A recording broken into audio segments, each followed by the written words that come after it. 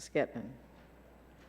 Nationwide, only 30% of school districts prohibit the sale of unhealthy food in school vending machines. 2/3 of states have weak or no nutrition standards for food sold outside of meals. One of your recommendations is that Congress refrain from imposing additional regulations or mandates on schools outside of the federally subsidized school lunch and breakfast programs. If Congress adopts your recommendation and does not work to create nationwide nutrition standards for food sold outside of meals, how will we ensure that our children are only offered the healthiest food? Thank you. A couple of responses that come to mind include that schools and school districts are moving in the right direction. As the information you just shared demonstrates, a fairly significant, although certainly not all school districts are already moving in the direction of making that local determination of what's appropriate for students to have access to in their schools.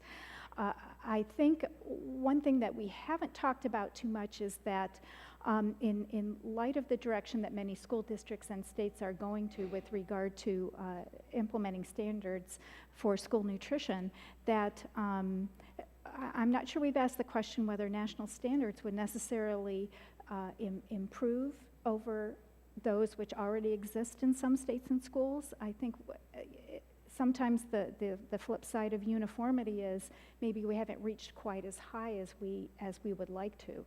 I think it's also important to honor the fact that long-term solutions are more effective when they're locally initiated and there's local engagement, and the innovation is coming from the local level.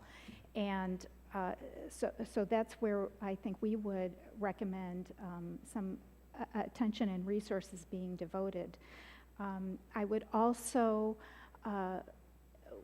have some thought, give some thought to any unintended consequences as to having national standards.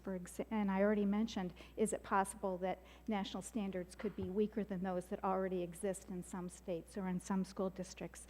And also, as Mr. Klein brought up, we want to make sure that our approach deals with all the environments and climates and contexts that children have. So it's not just in school, but it's also at home and in the community, so that students who do not have access to low nutrition foods in vending machines, for example, aren't just bringing them in or buying them elsewhere or eating differently at home than they do in school.